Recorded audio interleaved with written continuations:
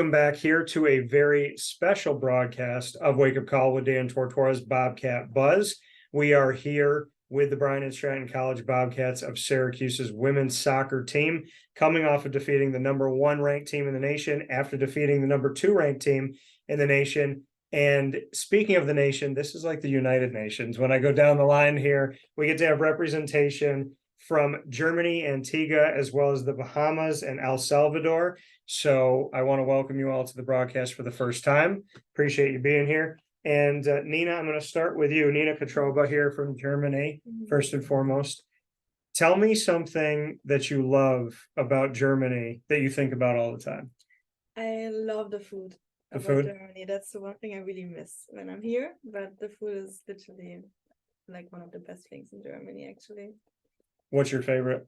It's called schnitzel. It's like pork with some potatoes and stuff, and we put bread crumbles over it. I actually cooked it for some of the girls last year. Okay. And they liked it. Okay, so you had tried it? Yeah, I tried it. It's delicious. Okay. And Neidy Santos from El Salvador. Neidy, would you consider Nina to be the best cook on the team, or is there someone else? You. Okay. I'm the best cook. You're the best cook. What do you make? I make everything. Of course, my food from El Salvador, but I also love to try new food. I'm a very open-minded person, and I feel like food is life. So I'm open to try everything. What is a key thing that you would take with you food-wise from El Salvador? Like something that I will take. Something from that culture. Is there a specific food of your home country? Pupusas. I'm not sure if you ever had them before. I have not, no. But you're missing out. Okay. It's really good. It's super simple, but it's basically like a pancake stuffed with cheese. It's mozzarella cheese, but we call it quesillo. Okay. Pork, or you can even make it with spinach, tuna, chicken, a bunch of things, and you eat it with cabbage, a little tomato sauce on the side, and a really good tamarind juice. So when are you making this for all of us? You described it so well, now you got to make it. I can make it for you. Okay, all right. That's what we need to do. Tassianne Benjamin from Antigua. What can you tell us about Antigua? Paint a picture of the culture. Okay. We have 365 beaches, one for every day of the year. So pink sandy beaches. We have a sister island, Barbuda, but I've never been. Our food, music, well, amongst the Caribbean, all of us share the same type of music and taste in food. But it's been good. It's good. Okay. But a lot of beaches. A lot of beaches. Okay. Imara Nesbitt coming to us from the Bahamas. Imara, so many people travel to the Bahamas and claim it as their own, right? But you're from there. What can you say about being a native of the Bahamas and what that means to you to call that home? I think it means a lot because with such a small island, like it's kind of hard to like reach out different places.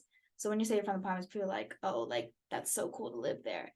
And it really is, because you have like everybody who lives there is your family because it's so small.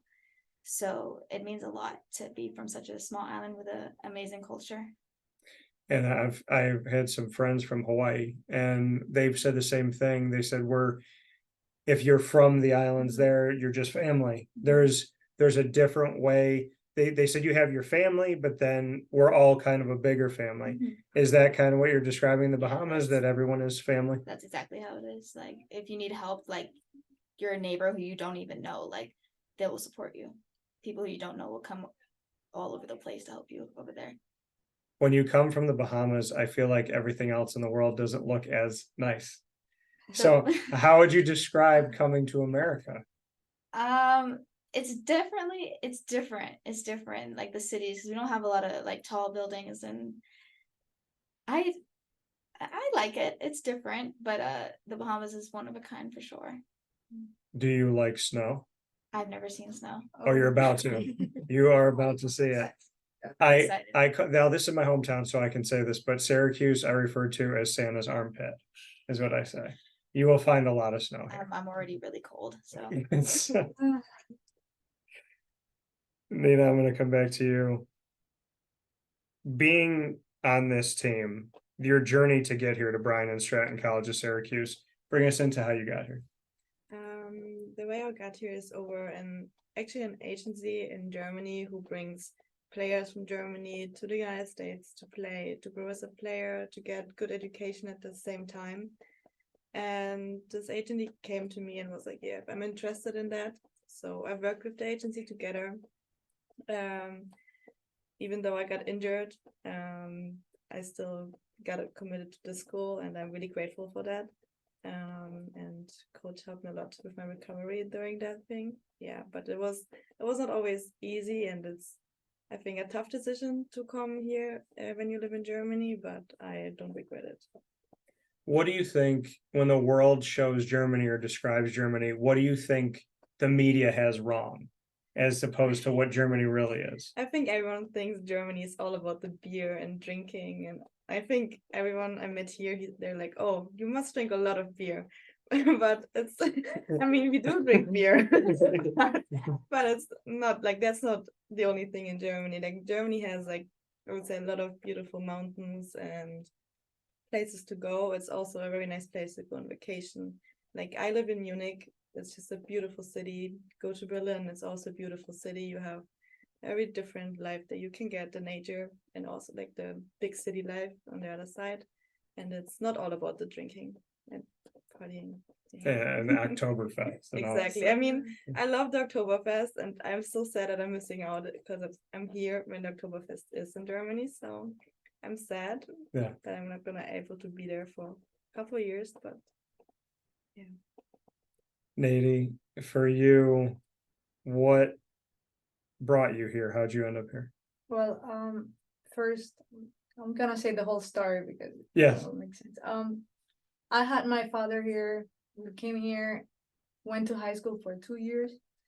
At first, I wanted to play soccer so bad because in El Salvador they don't really support it like that. Yeah. Till I will say now, 2 years ago, now it's really a big thing. But when I first came here, all I wanted to do is just at least play soccer for high school. My first year I couldn't. Then my second year of high school, I did. I was getting involved. I didn't know English, so I believe that soccer was the first thing that really helped me to learn English. Then after that, COVID came. I was like, okay, this is it. Then I applied. Bryant Stratton came here, and yeah, I learned from every single one of my teammates. I thought that I didn't have the skills at first, but then with the time you learn and you get a little confidence. And that's how I'm starting right now. Yeah. And you said that playing a sport like this, in your case, soccer, helped to teach you a language. And I feel like that's something that isn't really spoken about a lot, but the beauty of being on, I mean, literally sitting here today, and none of you are from America, you're from all over the world, yet you play together and you communicate. Just what you can say to go a little bit off of that, Neidy, about the reality of learning a language through doing something that you love and wanting to communicate with your teammates. It's the best thing I will say, because everybody will tell me, oh no, go watch movies, oh go listen to English music. That I was not interested on. Yeah. I just wanted to, learn, but also find something that really like catches my attention, and soccer was the only thing That got your attention. Mm-hmm. Tassianne, what brought you here? How'd you get here? Well, I would say I started playing football like probably 2 years ago.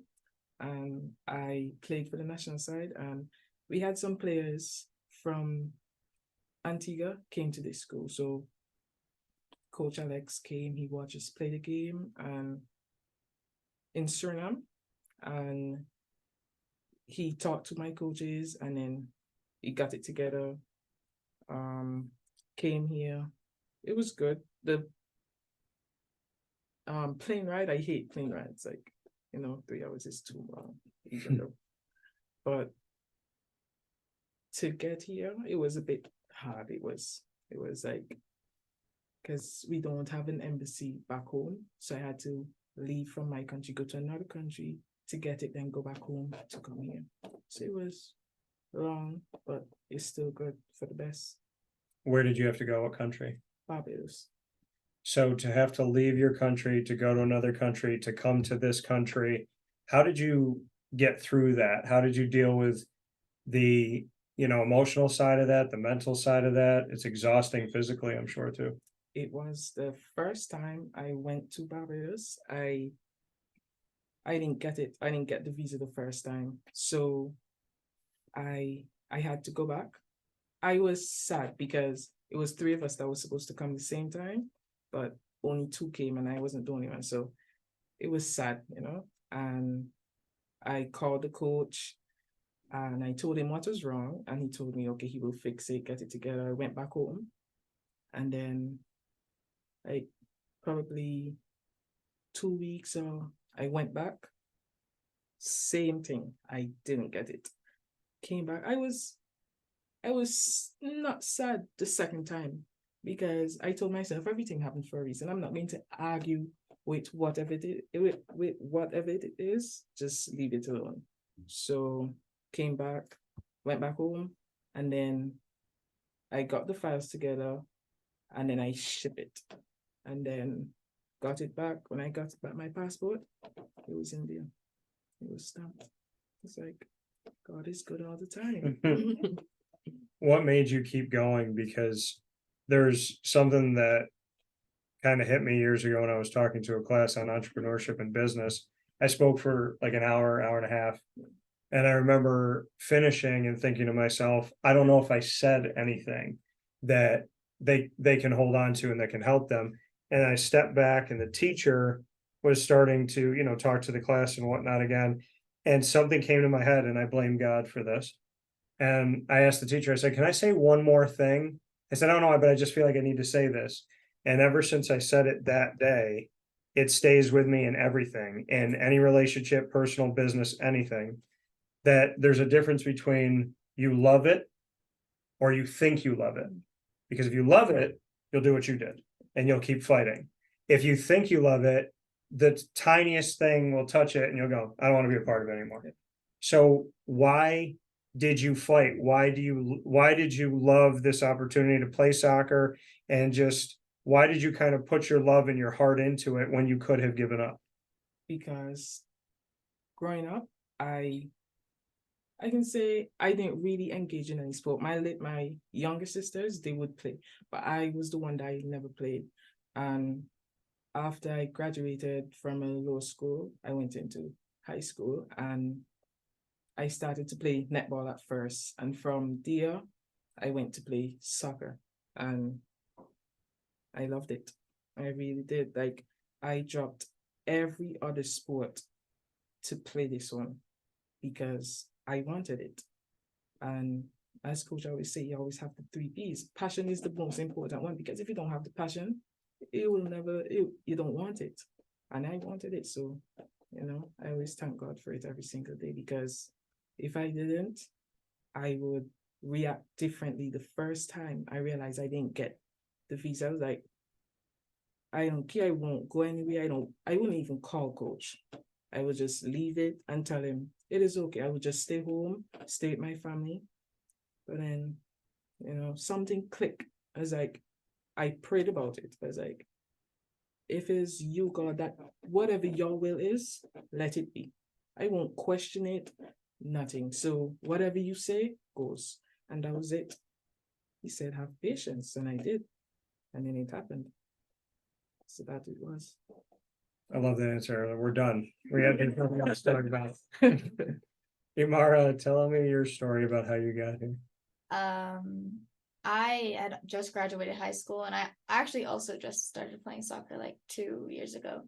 And I wasn't sure what I wanted to do. And then my Coach Mary, had told me about the school, and she knew the coach as well. And he said he was interested in me.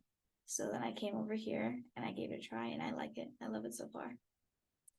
So being on a team that has so many different personalities, so many different languages and backgrounds and cultures, what is that like? Neidy, I'll start with you. The diversity, basically. Yeah, the diversity of the team, just what that's like. That's one of the things I loved about this school.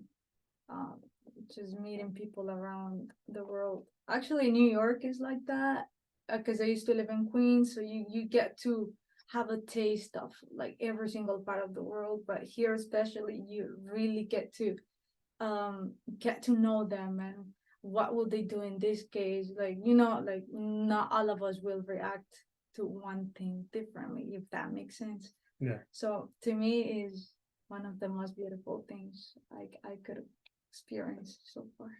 Mara, what about you? I agree with what she's saying. I like, because it's like everybody has different stories, so you get to like hear people's stories and where they come from, and you get to try new things. And like, especially if you're friends with everybody, like they could take you to the country and show them like how they are and how they live and stuff like that. So I love it. Going to the Bahamas. I know. It's gonna be a good team trip. Tassianne, what about you? What do you think about having all these different cultures together? I love the idea of it. I love learning new things and having teammates from different countries, even if like we have like 5 Antiguans on there. Having it's good. It really is good. I want to taste every single food of their culture. Everyone. Yeah, it's nice. Nina, what about you? When you go to practice and you see everybody that's on this team and like I said, all these different personalities and cultures, when you get to go to work, so to speak, with this team, what's it like for you to experience the fact that this truly is kind of putting a pulse on different parts of the world? I love this team, and I love that we're like so different, and everyone comes from, I would say, a different point. Even though some people are from the same country, they're still very different on their own. And I love everyone on the team, and I like to play with them. I love to learn from them, because football or soccer is played different in every country in Germany, in Antigua, and Spain. And like to talk about it, how they feel about certain things on the field. And I love that we can just adjust everything together to get the best out of every person on the team. Yeah, that's what I really love. So before we get into rapid fire, I'll go down the line here, and Nina, I'll stay with you on this. What's been your favorite part of this season so far? The favorite part, I think it was yesterday Okay. when we beat the MON-FRI Kent, because they won the nationals last year. We went to the final and we lost, and beating them yesterday it felt very, very good.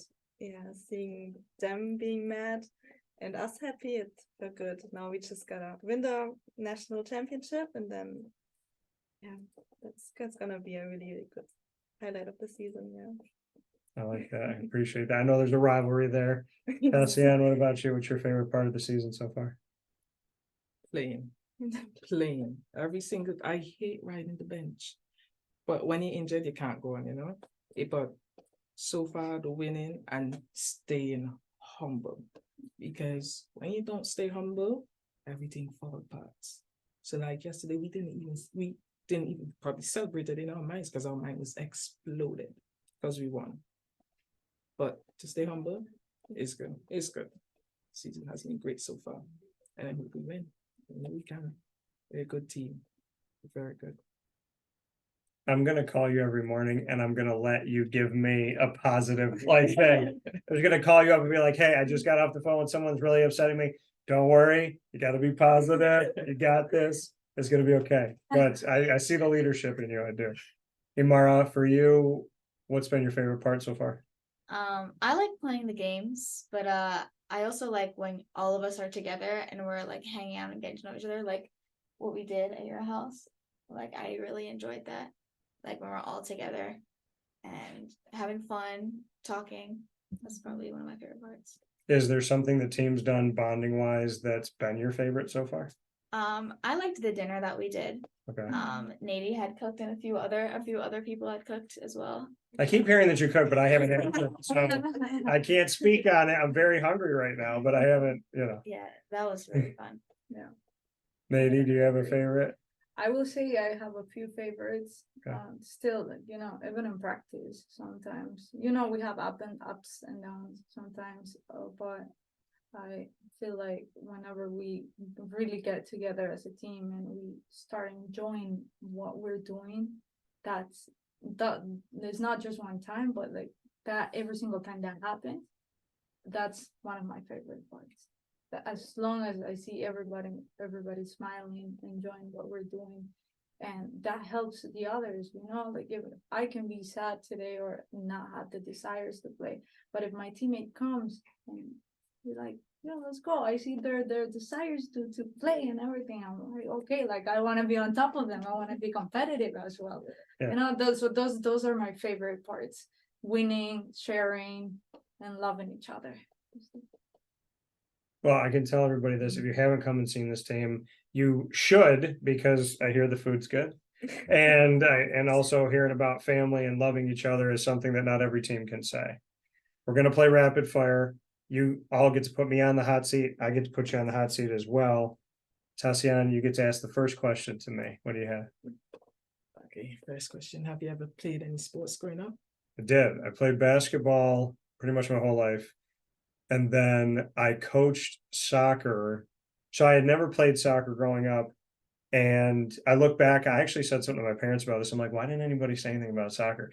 Because being 5'8" on a basketball court, I can shoot, but I'm short. If you're 5'8" on a soccer field, that's fine. And so my cousins played, and I went down to Pennsylvania. My cousin Christina had a soccer ball in the street, and I started kicking it around and doing different things. And I had never really messed around with a soccer ball before. And she's like, what are you doing? I was like, what are you talking about? She goes, it looks like you know what you're doing with it. And I was like, oh, maybe it's blood in the face. I'd never played, but then I coached and I just fell in love with it. And ever since I coached kids. I had U12. And ever since I got to coach those kids, I really kept in the back of my head, like, maybe I kind of want to get into that again. I will say that I had a family try and teach me how to do a proper header. And I don't care what you say, it hurts every time. I hit it right here. And I finally got one in. I hit it and directed it. And then I was like, no more. I retired. I'm done. But I do love the game. I do love the game. Very much so. All right, Tassianne, I'm going to ask you one here. You have inspired me today, and I mean that genuinely. So who has been your inspiration? My mother.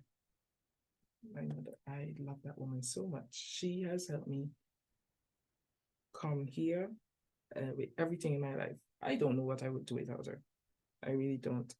And, spending time with her and letting her teach me new things, even if, it's still good.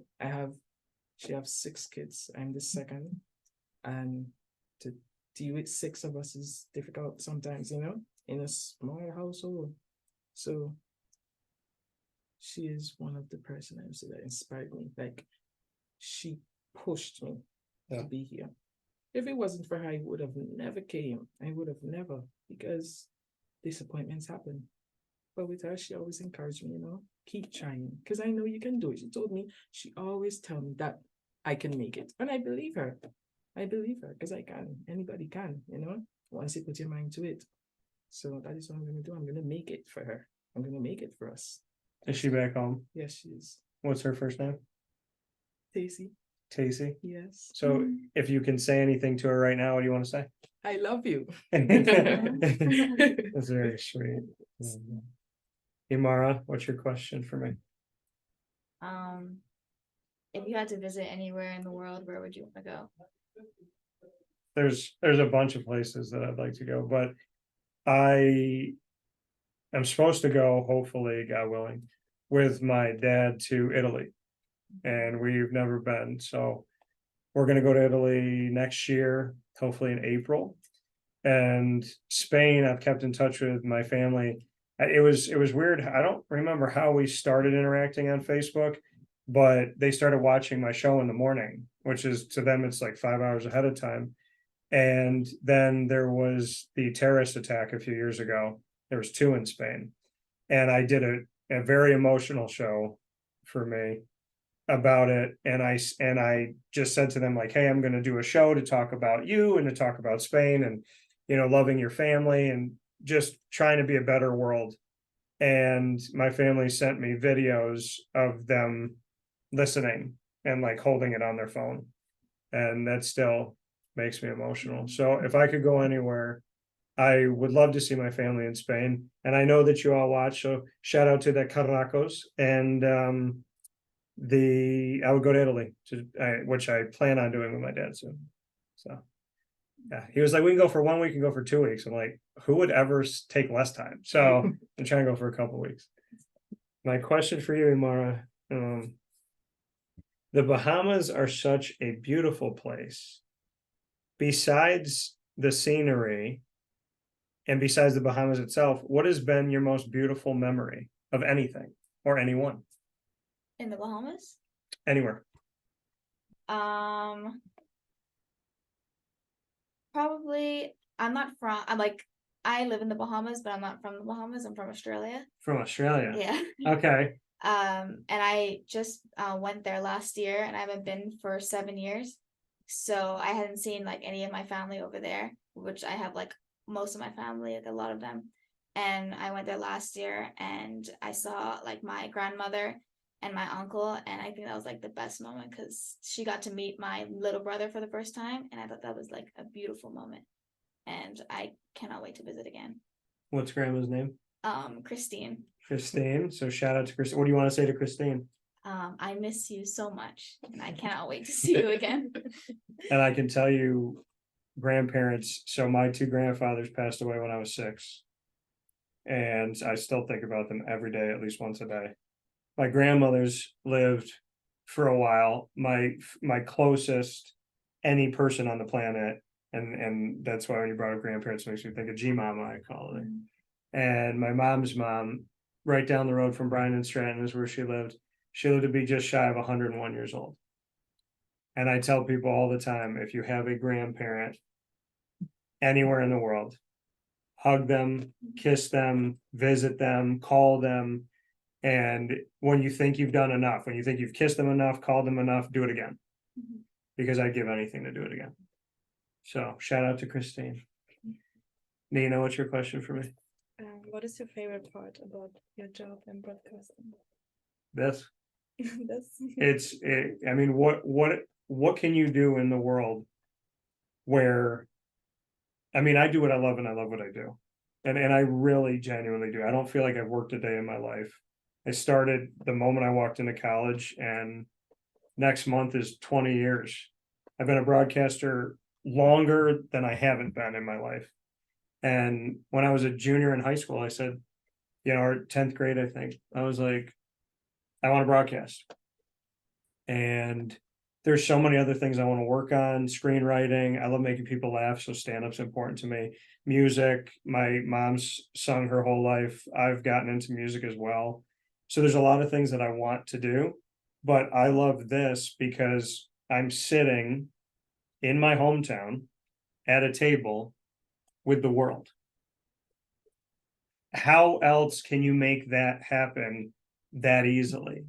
And sports is also very well could be the last place. If not, it's one of the last places where strangers, you can meet each other today, not know each other, and then build a friendship, win games together, and down the road, one of you gets married, and these, the other 3 are in your wedding party.